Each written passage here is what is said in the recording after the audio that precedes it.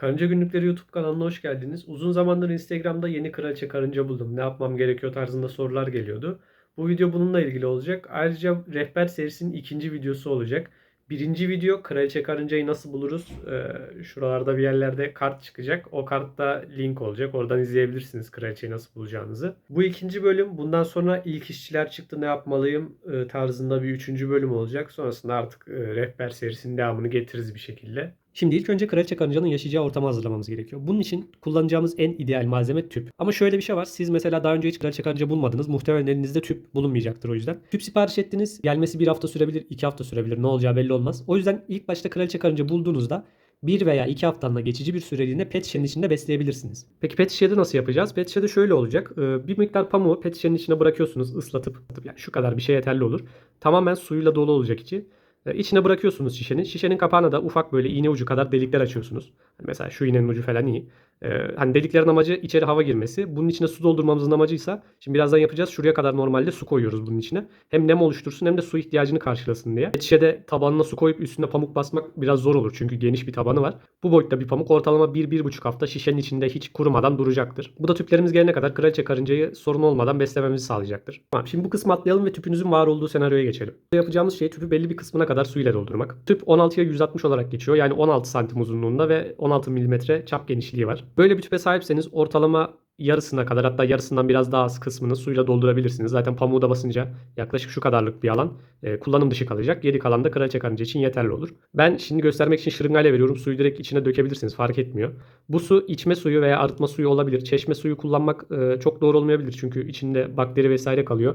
Bu hem daha sonrasında pamuğa sıkıntı verebilir hem de karıncalara sıkıntı verebilir. O yüzden normal içme suyu kullanıyorum. Kendim hangi suyu içiyorsam onu karıncalara da veriyorum. Karıncaları beslerken de aynı şekilde içme suyu veriyorum.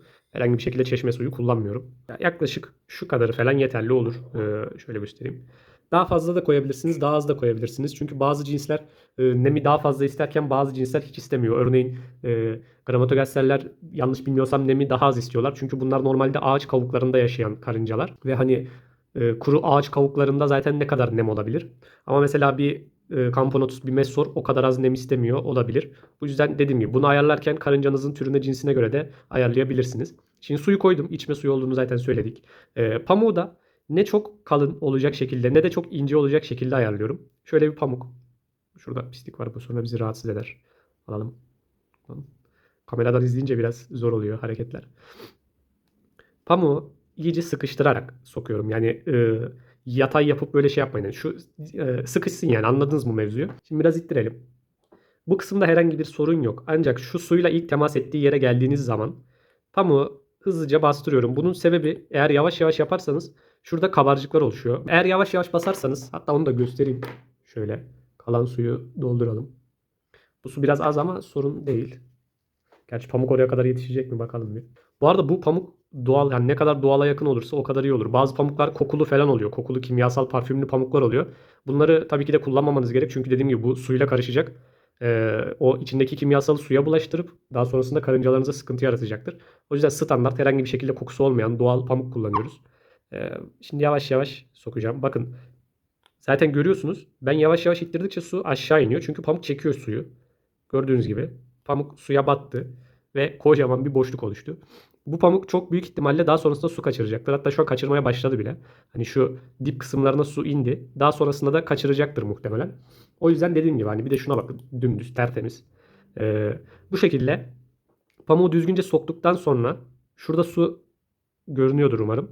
Su şu an yaklaşık şurada falan. Pamuk tabii çeker de yine de. Ee, Biz yine de şöyle hafiften dokunalım.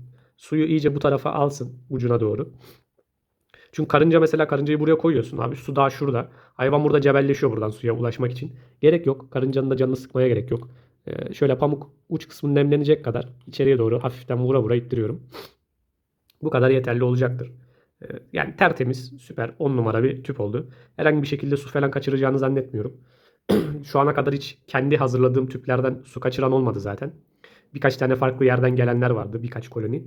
Onlar da su kaçıranlar olmuştu. Hatta Instagram'da bununla ilgili bir video da var. Mesorların olduğu bir video. Şimdi bunu hazırladık. Tabii bunu böyle kullanamayız. Yani böyle kullanamayız derken açıkta kullanamayız. Öncelikle ağzını bir pamukla kapatmamız gerekiyor bunun. Şimdi pamukla kapatınca herkesin aklında şu soru oluyor. Bu karınca nasıl nefes alıyor diye. Pamuk o kadar katı bir şey değil. Hani gözenekleri bol bol gözenek bulunan bir madde olduğu için buradan hava geçiyor. Yani ben yaklaşık 5 yıldır falan karınca besliyorum. Daha böyle nefessiz kalıp da ölen karınca görmedim bu tüplerin içinde. Ha, böyle bir durum söz konusu değil. Bu giriş pamuğunun kalınlığını da çok şey yapmanıza gerek yok. Sadece bu giriş kısmını tutsun diye. Ha, şöyle yapabilirsiniz. Mesela beslediğiniz tür cins küçükse pamuğu biraz daha içeri koyabilirsiniz bu şekilde. Ha, amaç ne? Şurayı iyice daraltmak. Burası daha dar olursa beslediğiniz türün küçük olduğunu farz ediyorum. Burasının daha dar olması beslediğiniz tür için, karınca için, kraliçe için daha hoş olacaktır. Yani büyük bir şey besliyorsunuz. Şuraya alabilirsiniz. İşte ilk işçilerin çıktığı artık ağzında bekletebilirsiniz vesaire. Tüpümüz hazır.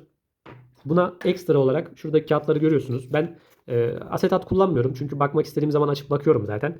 Eğer kraliçe çok yeniyse, yumurtaları yoksa zaten onlara bakmıyorum. Çok fazla şimdi yeni başlayan arkadaşlar genelde çok şey oluyor. Heyecanlı oluyor. Sabırsız oluyorlar. Her gün açıp bakıyorlar. Dediğim gibi ben 5 yıldır falan yaklaşık uğraştığım için öyle kraliçe yumurtlamadan çok fazla açmıyorum. Bazen 2 haftaya bir, bazen ayda bir kez falan açtığım oluyor yani ne yapmış ne etmiş diye. Onun için asetat kullanmıyorum. Bu kağıtlar içeriği göstermiyor ama ben zaten içeriği görmek istediğim zaman rahatça bu kağıdı açıp bakabiliyorum. Karıncayı herhangi bir şekilde strese sokmuyorum. Bu kağıtlar saman kağıt. Siz asetat kullanabilirsiniz. Özellikle yeni başladıysanız ince asetat kullanın çünkü içini görmek isteyeceksiniz. Yani eminim ben de öyleydim. İnsan sabırsızlanıyor, bakmak istiyor, ne olduğunu izlemek istiyor. Bu yüzden ince asetat kullanırsanız bu kılıf geçiriliyken bile siz buradan baktığınızda içeriği görebilirsiniz bu sayede. Dediğim gibi benim ihtiyacım olmadığı için böyle saman kağıt kullanıyorum. Böyle bir sorun var ki kolibandım yok evde. Evde kolibanda olmadığı için sadece göstermeli katlayacağım. Hazırda zaten kılıflarım var. Katladıktan sonra kılıfı da gösteririm. Bu şekilde tüpümüz hazırlanmış oluyor. Ben size şimdi kılıfın hazır halini göstereyim. Kılıfın hazır halde normalde şu şekilde. Böyle yuvarlak içi boş bir kılıf. Kılıfı çok sıkı yapmayın çünkü çıkartmaya çalıştığınız zaman çok sıkı olduğunu hani böyle şeyi sarsarsanız şu şekilde sorun olur. Ya bakın mesela çıkartmak istediğimde şuradan hafiften bastırıyorum. Sonra çektiğimde geliyor zaten. Çok sıkı yaparsanız böyle aç kapa durumlarında kraliçeyi strese sokarsınız. Buna da hiç gerek yok. Kraliçe karınca artık tüpün içine girebilir. Herhangi bir sorun yok. Tüpümüz hazır.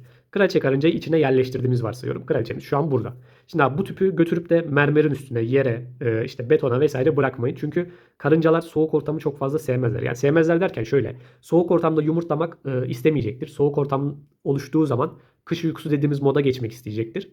Bu da kolonizin gelişimini oldukça yavaşlatır hatta durdurur diyebilirim. O yüzden bu arkadaşı özellikle çok fazla sallanmayan. Mesela bu masa mesela çok fazla sallanıyor. Ya bu masa zaten yemek masası sürekli kullanıyor. Buraya koyamam da. Hani bunun çalışma masası olduğunu hayal edin ve masa gördüğünüz gibi gayet rahat sallanabiliyor. Hani buraya biri gelip oturdu mesela şöyle sallandı masa. Belki ufak tefek şeylerde sorun olmaz ama bunu sürekli yaptığınız zaman problem olacaktır. O yüzden ben mesela genelde hiç kullanılmayan evde hani çok ayda bir kullanılan dolaplarımız oluyor böyle. Yani kapakları çok açılmayan. Oraya götürüp bırakıyorum ki hani sürekli aç kapa yapılmasın ev içinde. Ben dikkat ederim ama ailem sürekli buna dikkat etmek zorunda değil tabii ki. O yüzden dediğim gibi bunu olabildiğince karanlık, sıcaklık değişiminin çok fazla olmadığı ve çok fazla müdahale almayan bir ortama bırakmanız en doğrusu en mantıklısı olacaktır. Sıcaklık konusunda şunu da söyleyeyim. Şu an bu video kış ayında Eylül, Ekim, Kasım 20 Kasım'da çekiliyor. Havalar daha tam olarak soğumadı. Hatta dışarıda şu an güneş var. Ekranda da zaten oldukça bir parlaklık var. Şimdi Ocak gelecek, Şubat, Mart gelecek. Havalar iyice soğuyacak. Eğer kraliçe karıncanızın yumurtlamasına yani kış uykusuna geçmesini istemiyorsanız, yumurtlamasına devam etmesini istiyorsanız bir şekilde bu tüpü sıcak tutmanız gerek. Ortalama 20 ile 25 derece arasında bir sıcaklıkta tutmanız yeterli olacaktır. Ama işte bu tüp 10 dereceye 15 dereceye falan düşerse koloninin büyüme hızı oldukça düşecek. Yumurtlama hızı düşecek. Hatta belki kraliçe yumurtlamayı komple kesecektir. Peki bu tüpü nasıl sıcak bir ortamda bulunduracağız? Onun için de ısıtıcı pet alabilirsiniz. Evet, ısıtıcı pet şu şekilde. Bir ucunda USB var. Bunu şarj aletinin başına taktım direkt. Diğer kısımda böyle kablolu. Bu kablolar şu an zaten belli oluyordur. Maşın içinde kablolar var. Bu kablolar elektrikle ısınıyor. Bu sıcaklığı da dışarı yayıyor. Şu an mesela buradaki işçi karıncalar şu kısım sıcak olduğu için buraya toplanmışlar. Onun dışında burada tüplerimi, tüp standımı buraya koydum ki sıcak olsunlar. Besleme alanı var. Şurada zaten nemlenmeyi mesela görüyorsunuz köşede. Şurada. Onun dışında yani böyle ısıtıcı pet kullanırsanız sıcaklığı en azından sabit tutmayı başarırsınız ve şu an burası yaklaşık bir 20-25 derece arasında bir şey zaten. Evet, ısıtıcı pedin ne olduğunu, nasıl çalıştığını gösterdik. Bu pet sayesinde sıcaklığı sabit tutabiliyoruz en azından veya yüksek tutabiliyoruz. Bu sayede karıncalarımız yumurtlamaya devam ediyor. Bunun dışında tüple ilgili son bir şey daha söyleyeyim. Şimdi dedik ya videonun başında bazı kraliçeler beslenmek istiyor vesaire diye. Şöyle bir şey var. Şimdi tüpün içine şekerli suyu sıktığınız zaman eğer karınca çoğun hani tamamını içmezse ki ya ben şu ana kadar hiç tamamını içen bir karınca görmedim. Tamamını içmezse o içeride kalıyor veya işte bir protein verdiğiniz, böcek verdiğiniz ölüsü içeride kalıyor. Burayı pisletiyor ve bu pislik bir şekilde şuraya taşınıyor, bu suya geliyor. Taşınmasa bile tüpün içinde oldukça pis bir ortam oluşuyor. Şimdi bunu önlemek için iki yöntem var. Birincisi bu gördüğünüz her evde zaten bulunan veya herhangi bir yerden satın alabileceğiniz yağlı kağıt, pişirme kağıdı olarak da geçiyor. Fırın kağıdı yani düz. Buna koyabilirsiniz verdiğiniz yiyecekleri. Su verdiğiniz zaman bunun üstünde oldukça güzel bir şekilde duracaktır. Bir damlacık halinde. Yemek verdiğiniz zaman yine bunun üstünde muhtemelen duracaktır. Bu sayede hani bunu içeri koyarsınız. Daha sonrasında geri alırsınız. Şöyle göstereyim hatta. Şimdi bunu aldım mesela. Kraliçemi besleyeceğim veya kolonimi besleyeceğim. Kağıdı içeri bırakıyorum. Sonrasında gelip buradan işte şekerli suyu kağıdın üzerine sıkıyorum ve karıncalar oradan yiyorlar, içiyorlar. Daha sonrasında işim bittiği zaman da kağıdı geri alıyorum içeriden. Bu sayede tüpün içi temiz kalmış oluyor. Video bu şekildeydi. Sonuna kadar izlediyseniz teşekkür ederim. Beğenip abone olup yorum yaparsanız sevinirim. Destekleriniz moral motivasyon olarak bana geri dönüş sağlıyor. Teşekkürler. Görüşmek üzere.